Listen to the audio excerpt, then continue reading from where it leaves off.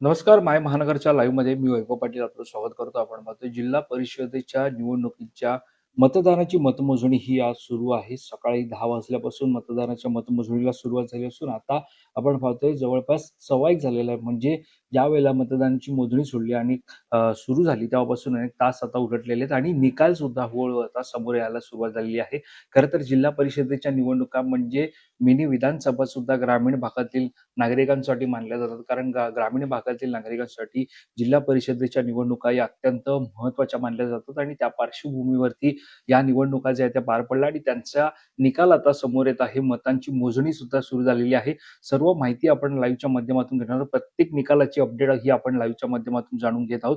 जवळपास 12 जिल्हा परिषदांच्या निवडणुका ज्या आहेत त्या आपल्याला झाल्याचं पाहायला मिळतात आणि त्याचं जे मतदान पार पडलं त्याच मतांची मोजणी ही आपल्याला पाहायला मिळते. सुरुवातीला आपण कशाप्रकारे मतदान झालं, किती टक्के मतदान झालं, त्यानंतर पहिला कल काय होता हा सुद्धा आपण जाणून घेतला आणि साधारणतः आता दुपार जी आहे ती झालेली आहे. निकालाची पाहायला गेलं तर अपडेट हळूहळू समोर येत आहे. मतांची मोजणी सुद्धा सुरू आहे.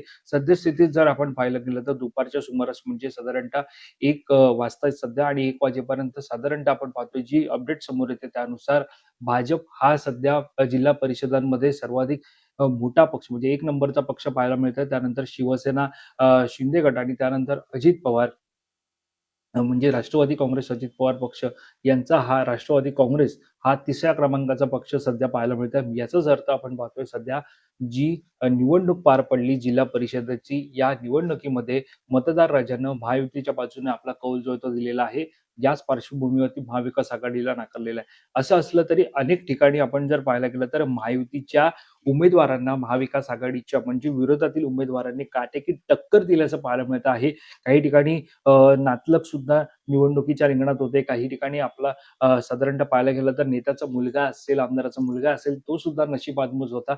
या सगळ्याची माहिती आता आपण या लाईव्हच्या माध्यमातून घेणार आहोत. कारण मी ज्या प्रकारे पाहतोय निकाल समोर येतात त्याच्यामध्ये अनेक धक्कादायक सध्या निकाल पाहायला मिळतात. जे जिल्हा परिषदेचे सदस्य राहिलेले आहेत अनेकदा त्यांचा पराभव सुद्धा या निवडणुकीमध्ये झाल्याचं पाहायला मिळत आहे.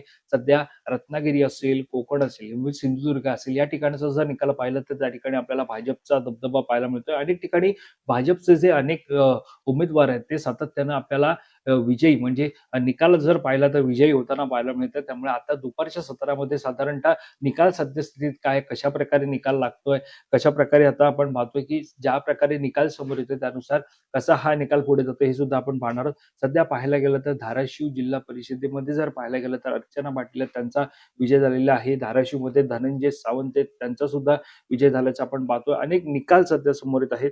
साधारणतः पाहतोय की 12 जिल्हा परिषदेच्या जिल्हा परिषदांसाठी मतदान जे आहे ते पार पडलं. त्यानंतर 125 पंचायत समित्यांसाठी मतदान पार पडलं. एकूण जर मतदानाची टक्केवारी पाहिली ही 68.28% इतकी होती. यामध्ये जर आपण पाहायला गेलं तर रायगड, रत्नागिरी, सिंधुदुर्ग, पुणे, सातारा, सांगली, सोलापूर, कोल्हापूर, छत्रपती संभाजीनगर, परभणी, धाराशिव आणि लातूर या 12 जिल्हा परिषदा आणि त्या अंतर्गतच्या 125 पंचायत समित्यांसाठी 7 फेब्रुवारीला आपण पाहतो मतदान जे आहे ते पार पडलं आणि त्याचा निकाल आपल्याला पाहायला मिळत आहे. जवळपास जिल्हा परिषदेच्या 731 जागांसाठी 2,624 तर पंचायत समितीच्या 1,462 जागांसाठी 4,814 उमेदवार आपलं नशीब आजमावत होते. या निवडणुकीत 68.28% मतदान जे आहे ते पार पडलं.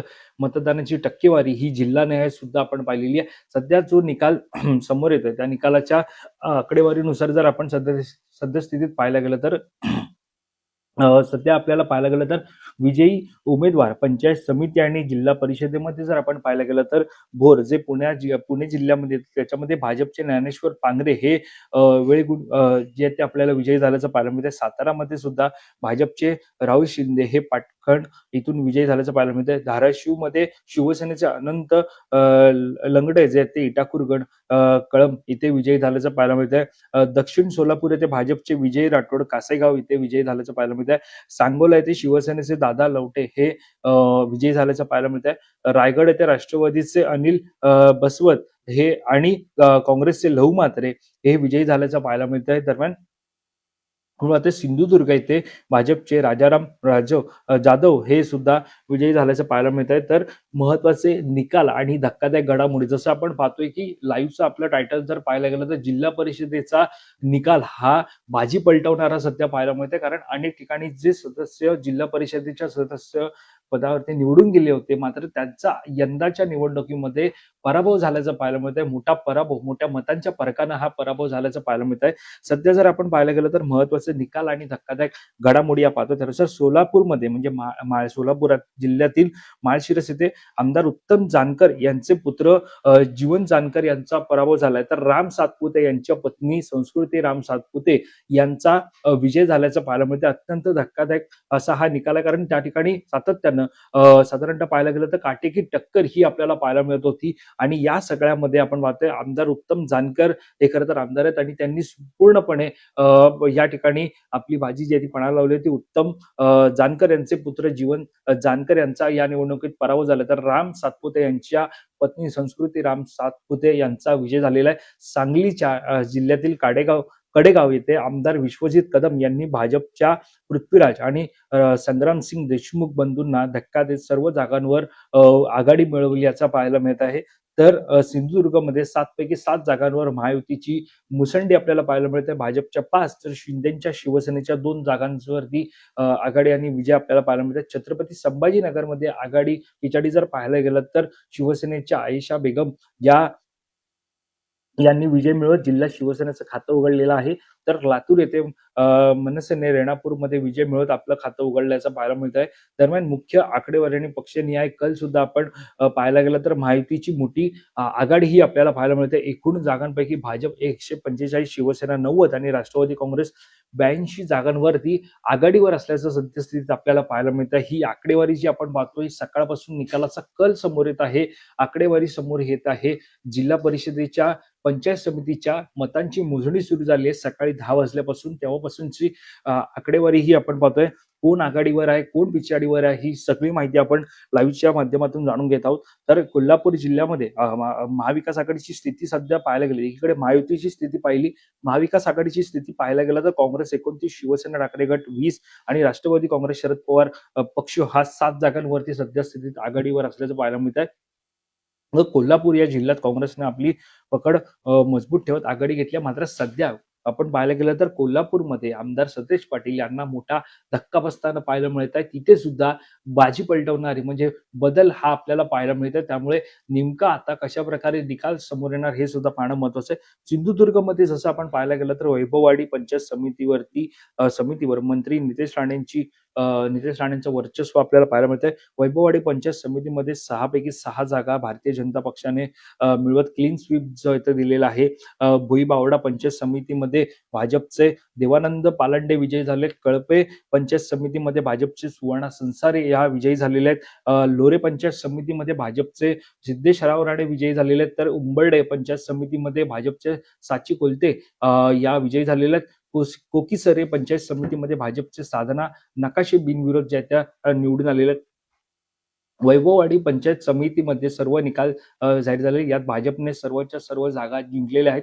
रत्नागिरी पंचायत समितीमध्ये एकूण 20 तर बिनविरोध हे शिंदेची शिवसेनेचा एक होता. तर 19 जागांसाठी ही लढत होती. तर शिवसेना शिंदे गटाला 17, शिवसेना ठाकरे गटाला खातं उघडता आलं नाही, या भाजपला 2 आणि या सगळ्यामध्ये आपण पाहतोय की जर रत्नागिरी, सिंधुदुर्ग असेल, कणकवली असेल, इकडे जर आपण निकाल पाहायला गेला तर सद्यस्थितीत आपल्याला तिथे पूर्णपणे भाजपचा आकडा हा सर्वाधिक पाहायला मिळतोय. भाजप ही आपल्याला आघाडीवर असल्याचं पाहायला मिळतंय. भाजपची जे काही उमेदवार आहेत ते सर्वाधिक विजयी होताना पाहायला मिळत आहे. दरम्यान आपण पाहायला गेलं तर या सगळ्यामध्ये आपल्याला शिकापूर, कोल्हापूर, कोरेगाव जिल्ह्यामध्ये जर पाहायला गेलं तर तिकडचा सुद्धा निकाल आपण पाहतोय. अनेक ठिकठिकाणचे निकाल आपल्याला पाहायला मिळतात. साधारणतः दुपारचे आता 1 वाजलेत आणि पूर्णतः निकाल जो आहे तो आपल्याला समोर येताना पाहायला मिळत आहे.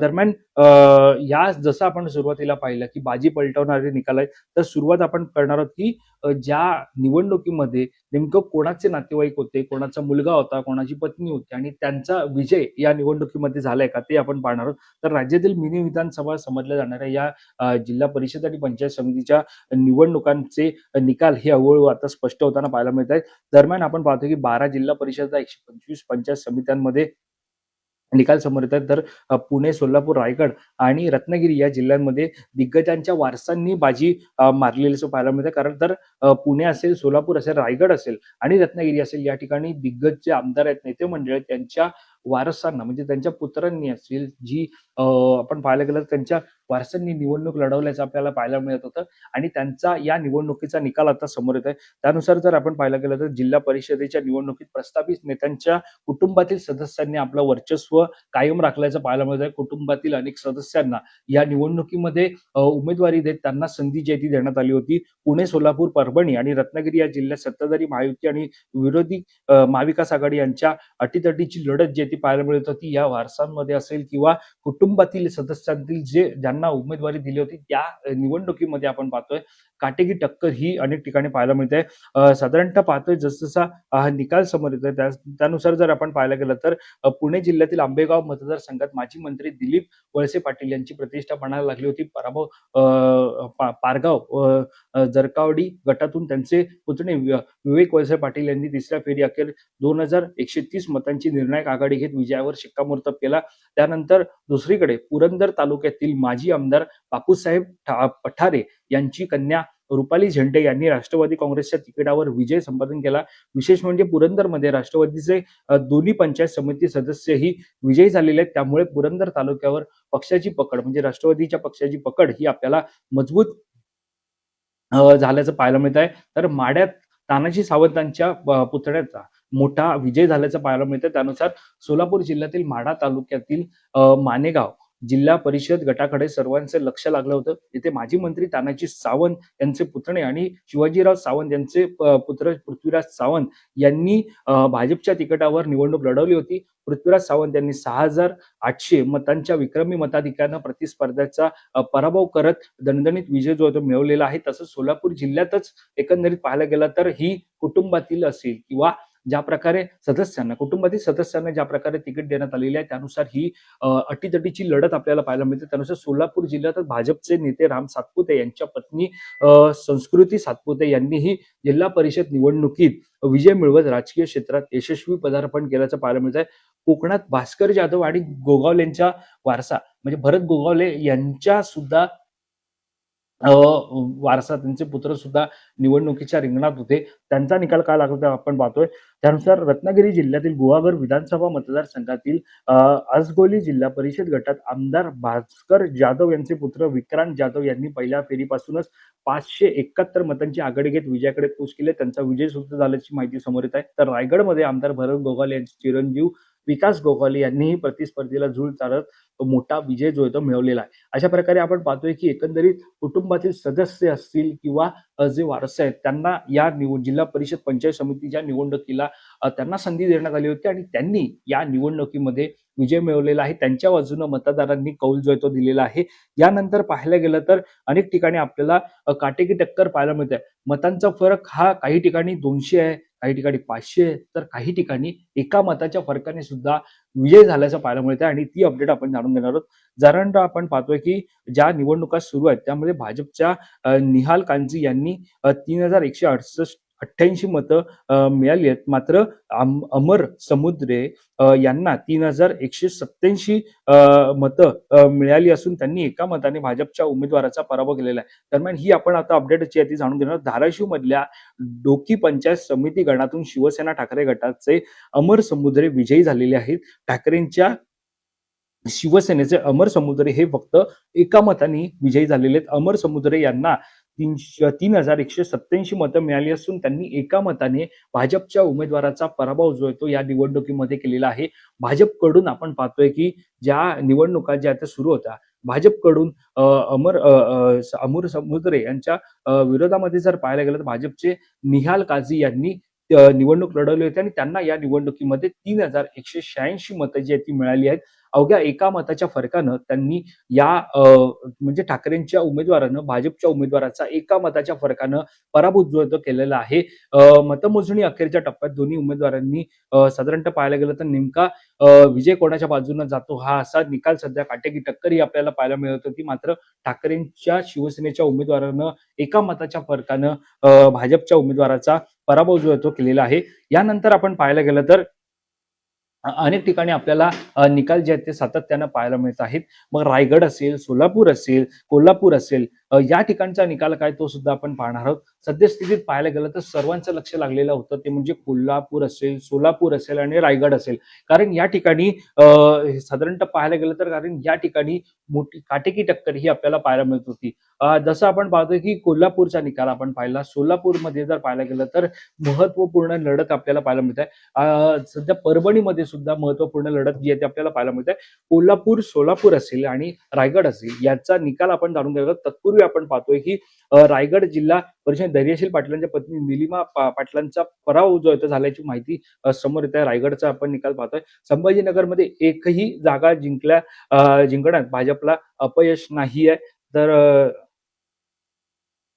भाजपला अपयश आलेल्या दरम्यान आपण पाहतोय की ज्या प्रकारे निकाल सध्या समोर येतात त्यानुसार अनेक आकडेवारी सुद्धा समोर येते ज्याच्यामध्ये भाजप आपल्याला आघाडीवरती पाहायला मिळत आहे. त्याच्यानंतर दुसऱ्या क्रमांकाचा पक्ष हा शिंदेची शिवसेना, त्यानंतर राष्ट्रवादी काँग्रेस, अजित पवार गट हा तिसरा पक्ष आहे. छत्रपती